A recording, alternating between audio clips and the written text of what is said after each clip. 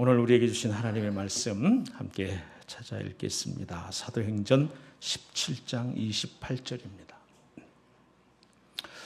사도행전 17장 28절 말씀, 제가 읽는 성경은 신약성경 218쪽입니다. 찾으셨으면 다 같이 자리에서 일어나셔서 사도행전 17장 28절 말씀 한 목소리로 받들어 읽습니다. 우리가 그를 힘입어 살며 기동하며 존재하느니라. 너희 시인 중 어떤 사람들의 말과 같이 우리가 그의 소생이라 하니. 아멘.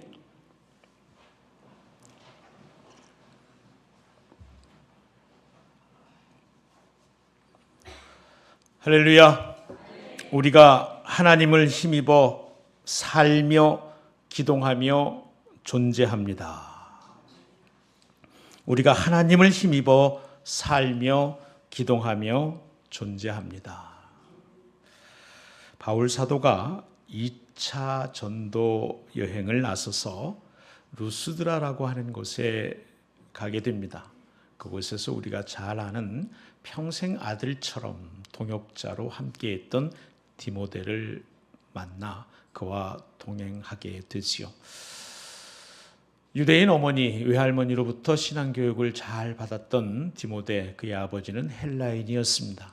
그래서 할례가 예수 외에는 결코 더하여 필요 없다라고 주장했던, 예수님만으로 충분하다는 믿음을 지키기 위하여 정말 분투했던 그 바울도 사역자로 디모데를 부를 때는 혹 그것이 걸림이 될까 디모데를 아버지가 헬라인이라고 하는 이유로 할례를 하게 하지요. 그리고 이방인들에겐 결코 할례가 걸림이 될 수 없다는 사실과 함께 복음을 전할 때에 거기 믿는 이들이 굳건하게 서가고 믿는 수가 더했다라고 성경은 증거하고 있습니다. 그렇게 루스드라에서 디모데를 아들 같은 동역자로 만난 이 바울은 성령이 아시아에서 도무지 복음을 전하지 못하게 하는 그런 경험을 합니다. 그리고는 예수의 영이 비두니아로 가는 것조차 막게 되자 드로아에 왔는데, 그 드로아에서 밤에 환상 중에 마게도냐 사람 한 사람이 일어나서 바울을 부르면서 우리에게로 와서 우리를 도우라 그러는 거예요. 잠에서 깨어 환상을 기억하곤 기도하는 중에 그것이 하나님의 부르심이라고 인정하게 되었습니다. 그래서 드로아에서 배를 타고 네아폴리 항구로 가죠. 그리고 네아폴리 항구에서 첫 성 빌립보로 향하게 됩니다. 바로 환상 중에 손짓하여 건너와서 우리를 도우라 한 마게도냐 그 지경의 첫 성이 빌립보였죠. 그 빌립보에서 며칠을 유한 후에 안식일이 되었습니다. 습관을 따라 회당에 가서 복음을 전하려고 하니 그 지역에 회당이 없었습니다. 회당이 없었다는 얘기는 유대인들이 많이 살고 있지 않았다는 거예요. 적어도 유대인들이 성인 10명만 되면 회당을 짓고 거기서 율법을 나누고 공부했댔습니다. 그러니 유대인이 별로 없는 땅, 로마의 식민지였던 그 땅에 기도할 곳이 있는가 하고 나갔다가 문 밖 강가에서 여인들을 한 무리 만나게 되는데, 그 가운데에 하나님은 루디아라고 하는 여인의 마음을 열어 바울이 전하는 복음을 받아들이게 합니다. 하나님이 루디아의 마음을 열어 바울이 전하는 말씀을 받아들였습니다. 그리고는 바울과 그 일행에게 강청해서 자기 집에 유하게 하지요.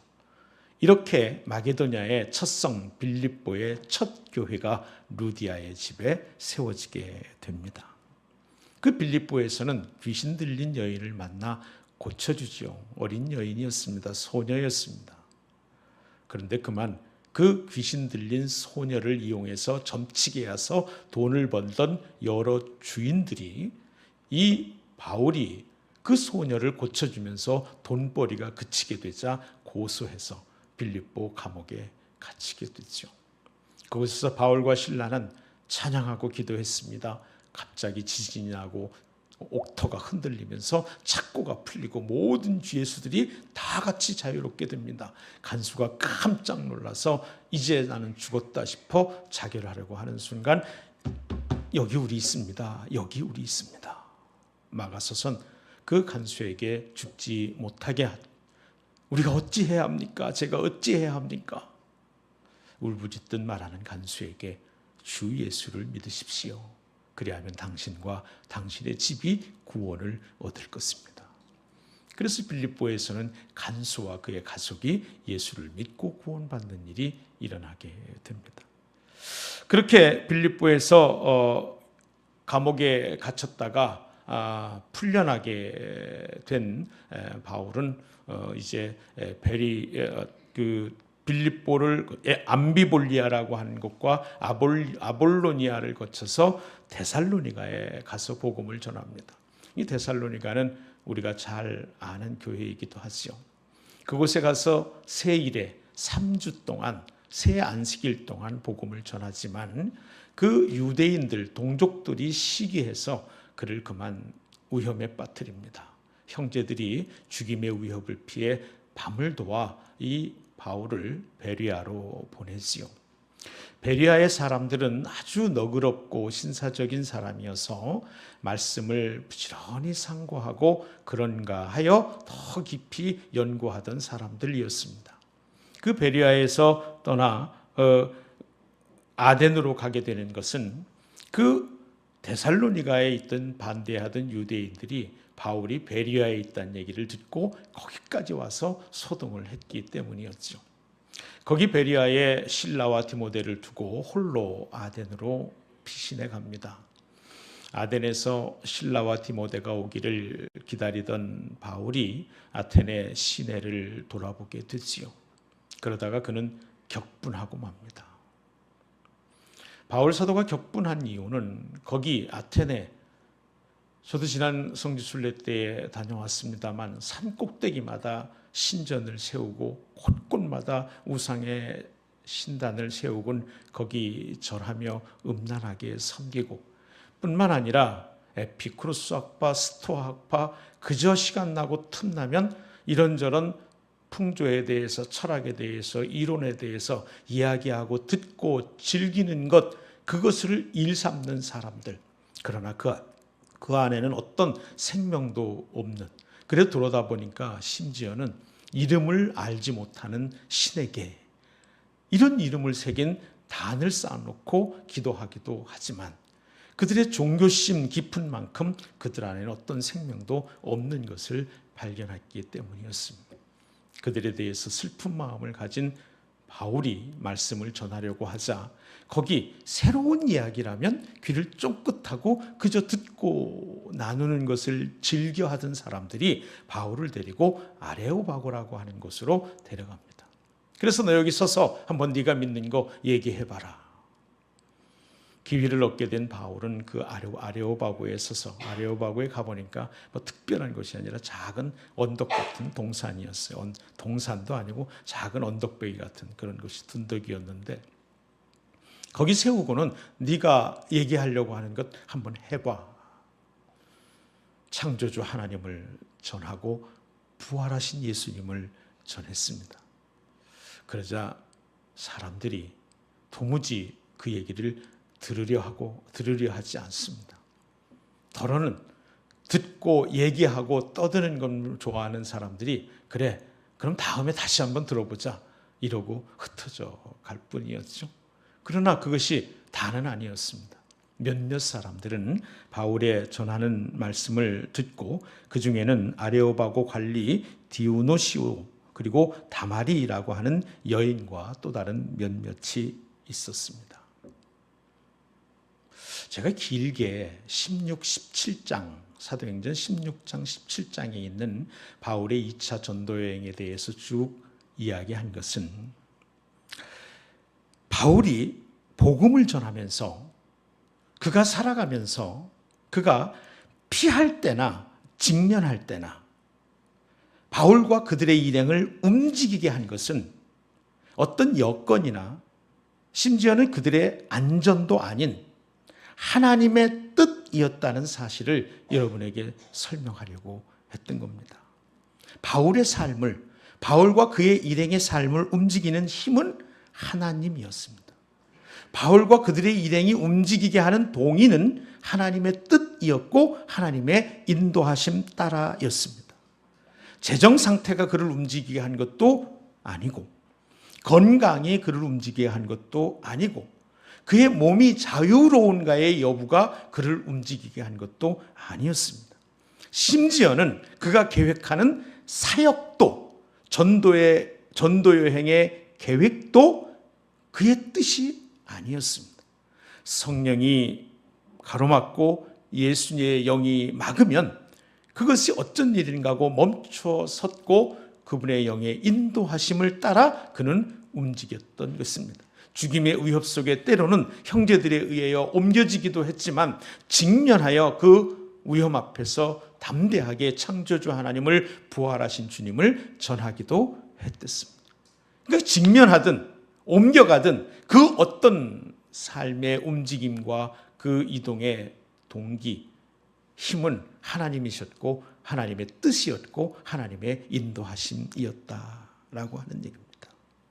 그리고 그를 다 죽은 것처럼, 다 죽은 것 방불케 하는 그를 살려주신 분도 하나님이시고, 죽임의 위험에서 건져주신 분도 하나님이시고, 감옥에 갇혀 착고에 묶여있는 순간에 풀어나게 하신 분도 하나님이셨습니다.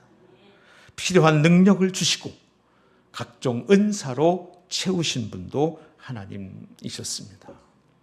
글자 그대로 바울은 하나님을 힘입어 살며 기동하며 존재했습니다.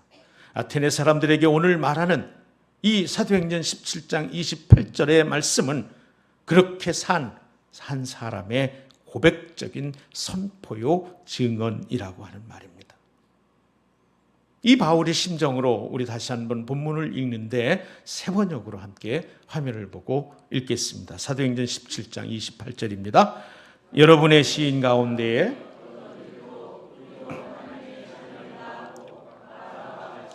우리는 하나님 안에서 살고 움직이고 존재하고 있습니다. 다시 한번, 우리는 하나님 안에서 살고 움직이고 존재하고 있습니다. 아멘.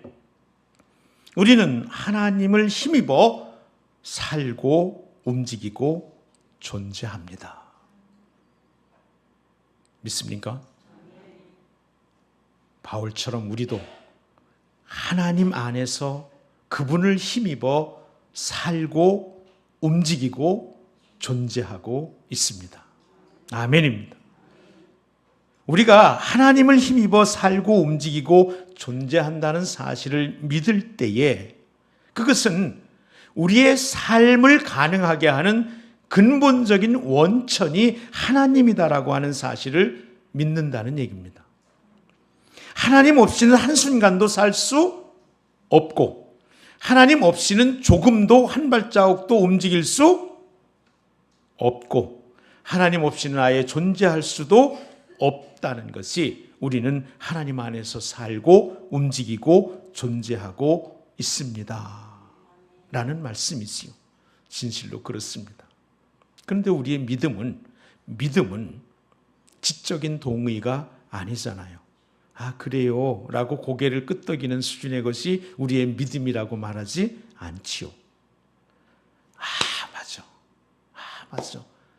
아유, 말씀 참 쏙 들어오게 말씀 잘 전하신다. 깨달았어. 하고 무릎치고 손뼉 치는 게 우리의 믿음은 아니잖아요. 믿음은 지적 동의도 깨달음도 아닙니다. 믿음은 역사하는 힘입니다. 그래서 바울 사도는 데살로니가 교회 그 3주 동안 복음을 전하곤 그저 밤을 타 도망 나올 수밖에 없는, 자신의 의지는 아니었지만 형제들에 의해서 베레아로 보내져야만 했던 그 연약한 교회에 대하여 죽을 정도로 고민하다가 그들이 참 믿음의 본이 되어 온 주변에 그렇게 소문난 교회가 됐다는 얘기를 듣고 데살로니가에 편지하면서 3장에 그렇게 말하죠. 너희가 믿음 안에 굳게 선즉 이제는 내가 살리라.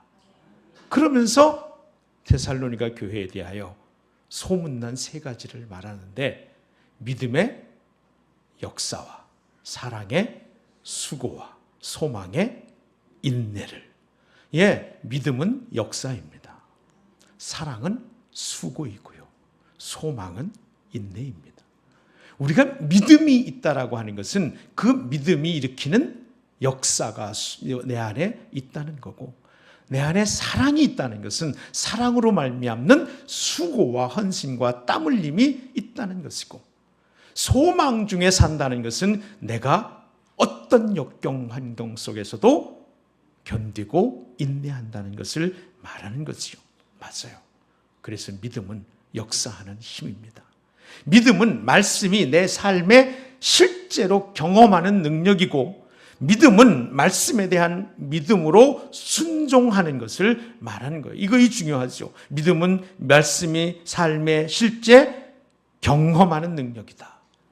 말씀을 믿는 대로 순종하는 것이다. 믿음은 경험이고 순종이고 그것이 불러일으키는 역사인 것입니다. 그러므로 우리가 하나님을 힘입어 살고 움직이고 존재한다는 것을 믿는다는 것은 그분이 내 삶의 근거라고 하는 것을 믿는 것이고, 하나님만이 내 삶을 가능케 하는 분이라는 것을 믿는 것이고, 하나님만이 나의 전부라는 것을 믿는 것인데, 그래서 그분이 나의 힘이고 그분이 나의 등불이고 그분이 나의 참 능력으로 고백하고 산다는 것입니다. 산다는 것입니다. 산다는 것이에요. 이 말씀이 우리에게 주는 도전은 큽니다. 정말 내 믿음이 내 삶에 그대로 실제가 되는가?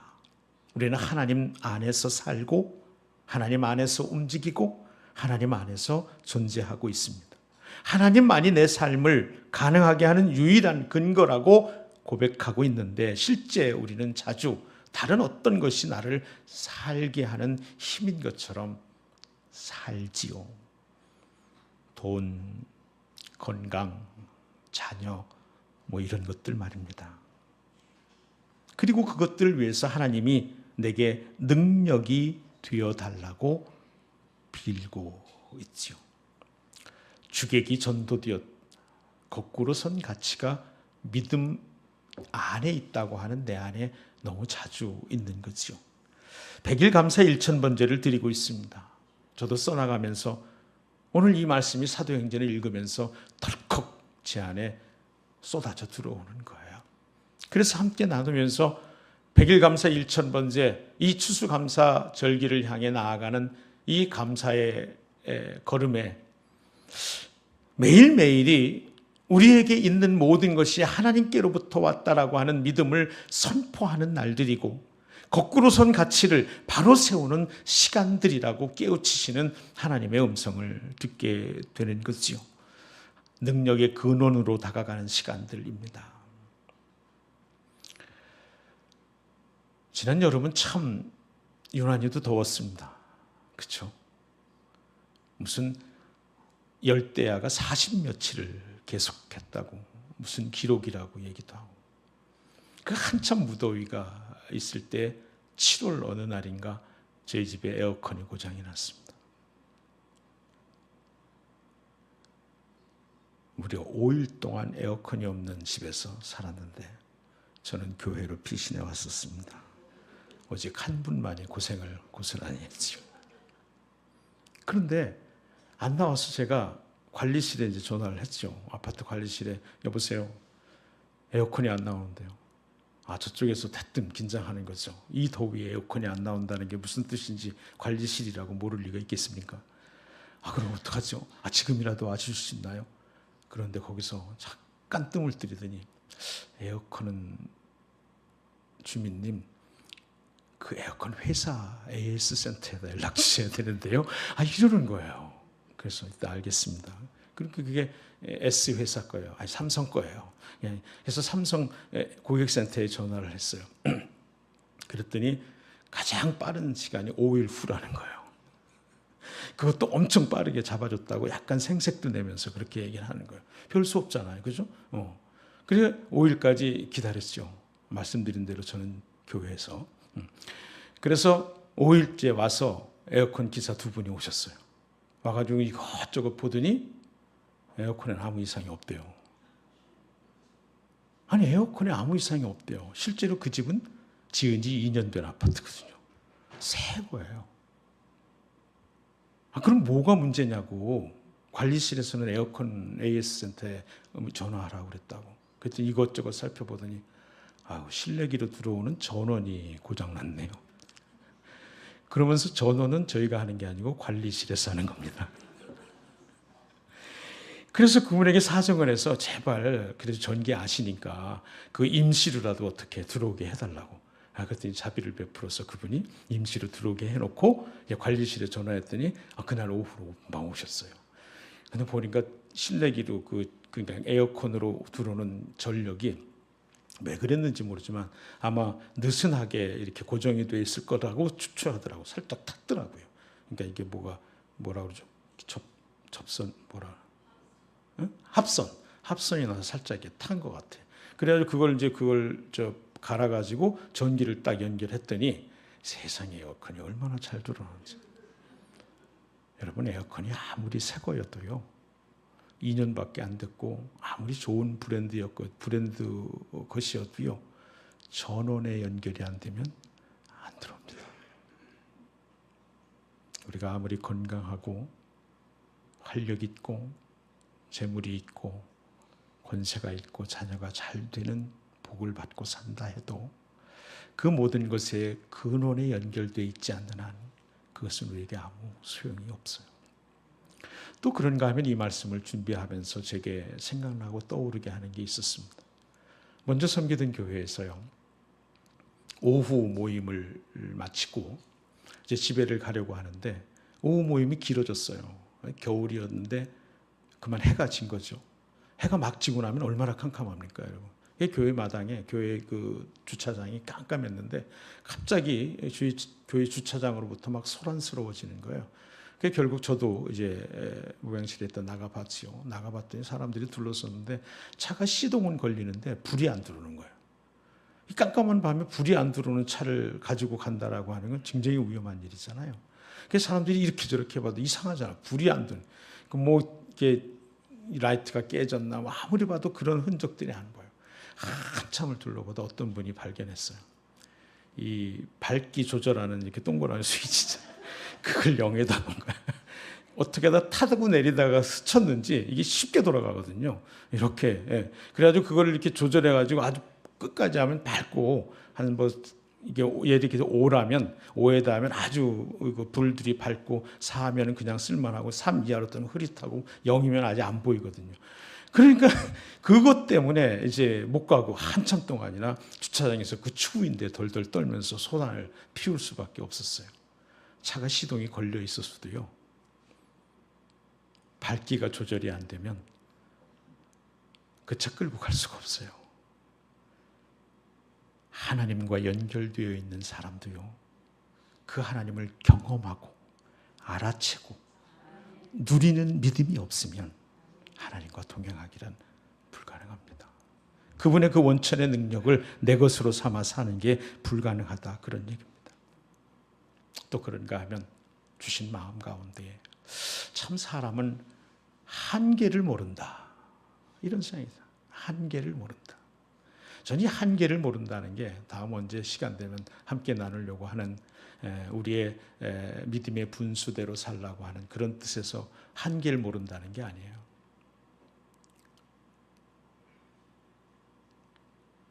집사님이 계셨습니다. 갑작스럽게 사고로 혼자 계신 집사님인데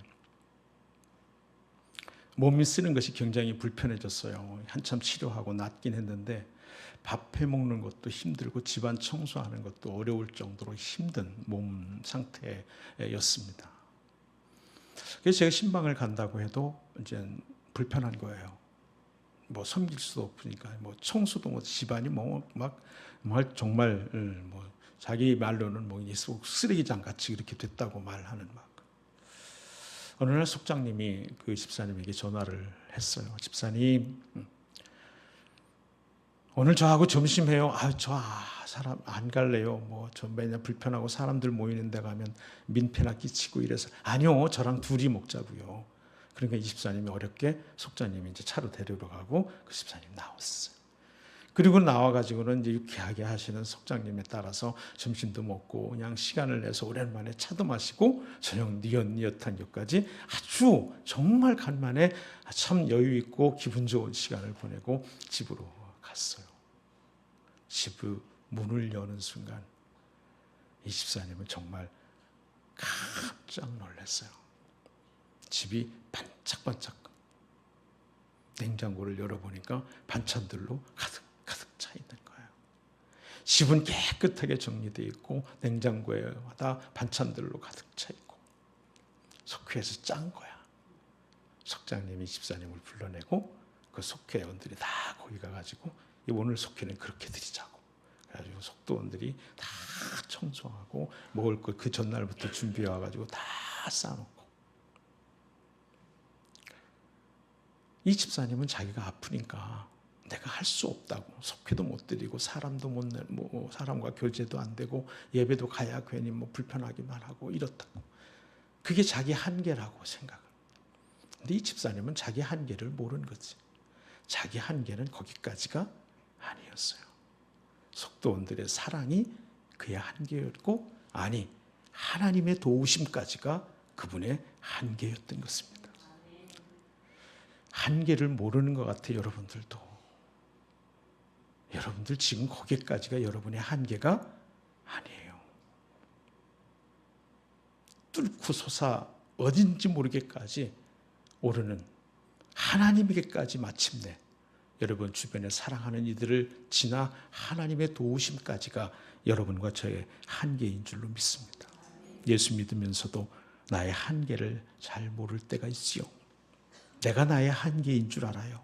그러나 여러분, 우리의 삶의 능력의 근원은 어디라고요? 하나님.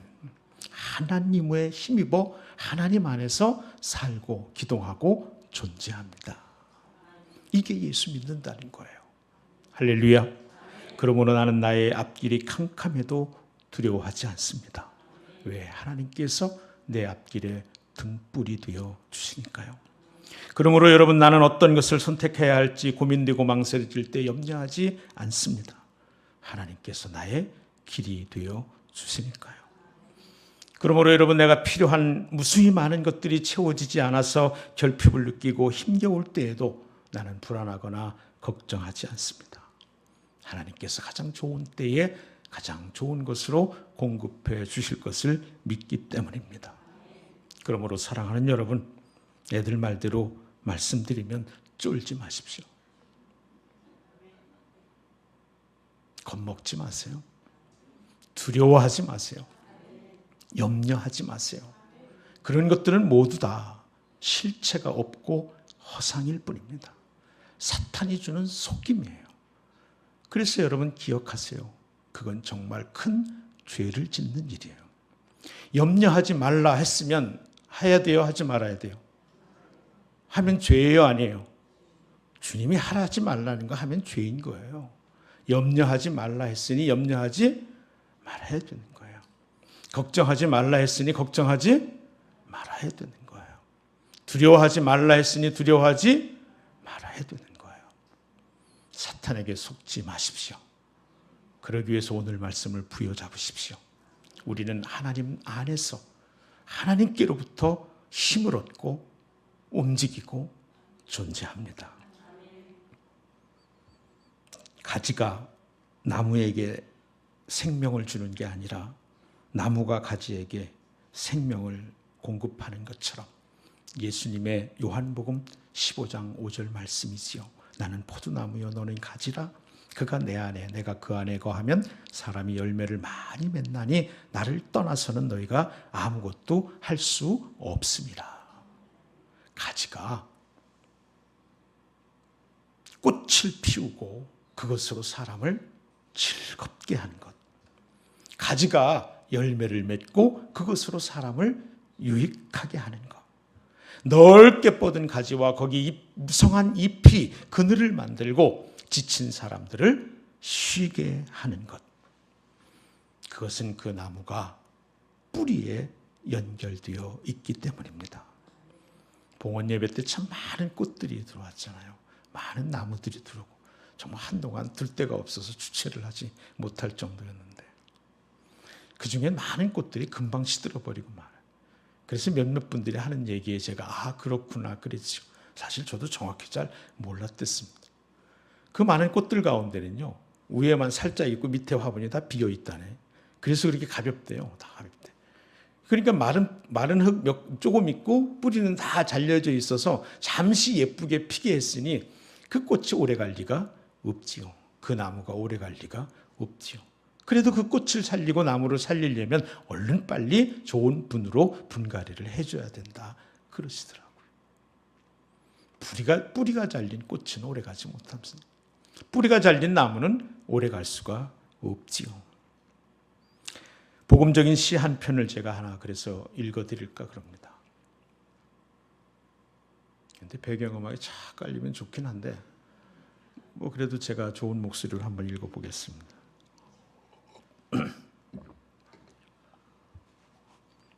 뿌리가 나무에게 내가 어린 싹으로 터서 땅속 어둠을 뚫고 태양을 향해 마침내 위로 오를 때 나는 오직 아래로 눈먼 손 뻗어 어둠 헤치며 내려만 갔다. 네가 줄기로 솟아 봄날 푸른 잎을 낼 때 나는 여전히 더욱 아래로 막힌 어둠을 더듬었다. 네가 드디어 꽃을 피우고 춤추는 나비벌과 삶을 희롱할 때에도 나는 거대한 바위에 맞서 몸살을 하며 보이지 않는 눈으로 바늘 끝 같은 틈을 찾아야 했다. 어느 날 내가 사나운 비바람 맞으며 가지가 찢어지고 뒤틀려 신음할 때 나는 너를 위하여 오직 안타까운 마음일 뿐이었으나 나는 믿었다. 내가 이 어둠을 온몸으로 부둥켜 안고 있는 한 너는 쓰러지지 않으리라고. 모든 시련이 사라지고 가을이 되어 네가 탐스런 열매를 가지마다 맺을 때 나는 더 많은 물을 얻기 위하여 다시 아래로 내려가야만 했다. 잎지고 열매 떨구고 네가 겨울에 휴식에 잠길 때에도 나는 흙에 묻혀 가쁘게 숨을 쉬었다. 봄이 오면 너는 다시 영광을 누리려니와 나는 잊어도 좋다. 어둠처럼 까맣게 잊어도 좋다. 이현주 목사님의 시입니다. 사랑하는 여러분, 세상 부러워하지 맙시다. 세상 따라가지 맙시다. 건강해지면 섬기고 봉사할 것 같지만 결코 그렇지 않습니다. 재물이 많으면 감사할 것 같지만 그렇지 않습니다. 시간이 좀 나고 여유가 있어지면 모든 예배에 빠짐없이 참석할 것 같지만 사실 전혀 현실은 그렇지 않습니다. 오히려 거꾸로입니다. 봉사와 헌신하는 이들이 건강해지면 더 봉사하고 헌신합니다. 가진 것 그대로 나누는 이들이 더 많은 것 허락받을 때에 더 많은 영향력 있는 삶을 살게 되지요. 바쁜 시간 쪼개어 하나님께 우선 드리는 이들이 삶의 여유가 생길 때에도 그 남은 시간까지 하나님을 드리고 이웃에게 나누기도 하지요. 사랑하는 여러분, 오늘 우리가 우리에게 주신 본문 말씀을 믿습니다. 우리는 하나님 안에서 살고 하나님 안에서 움직이고 하나님 안에서 존재하고 있습니다. 믿는 이답게 하나님으로 만족할 수 있기를 주의 이름으로 축복합니다. 그러기 위해서 하나님은 당신의 하나뿐인 아들을 십자가에 내어주셨습니다. 뿌리가 나무를 위하여 끊임없이 사시사철 지탱하기 위하여 헌신하고 희생했던 것처럼 말이죠. 그리고 로마서 8장 32절은 이렇게 증언합니다. 자기 아들을 아끼지 아니하고 모든 사람을 위하여 내어주시니가 어찌 그 아들과 함께 모든 것을 우리에게 주시지 아니하겠느냐. 아멘. 그래서 우리가 삽니다. 그분의 죽기까지의 희생으로 아낌없이 내어주심으로 나무가 되고 뿌리가 되어주심으로 가진 우리는 그저 그분 곁에 붙어 있는 것만으로 열매를 맺고 꽃을 피우는 줄로 믿습니다. 지금 우리는 다 압니다. 해가 뜨고 지는 것, 지구가 자기 몸을 태양을 향해 한 바퀴 돌리기 때문이라는 것을요. 봄, 여름, 가을, 겨울 사계절이 바뀔 때 우리는 다 압니다. 지구가 태양을 중심으로 한 바퀴를 돌았다는 것을요. 근데 예전엔 미처 몰랐습니다. 몰랐을 땐 몰랐으니까 그렇다 해요. 하지만 아는데도 자꾸만 지구가 아니라 태양이 지구를 중심으로 돈다고 우기면 그건 그 사람이 돈 거예요. 그렇죠? 사랑하는 여러분, 이 아침 매일 드리는 100일 감사 1000번째와 함께 감사의 절기를 지나고 있는 이때 하나님이 우리의 도우미가 아니라 하나님이 나의 삶의 근원이심을 선포하기를 주의 이름으로 축복합니다. 그 믿음 가지고 다시 한번 오늘 본문 세 번역으로 읽겠습니다. 여러분의 시인 가운데 어떤 이들도 우리도 하나님의 자녀이다고 말하는 바와 같이 우리는 하나님 안에서 살고 움직이고 존재하고 있습니다. 아멘.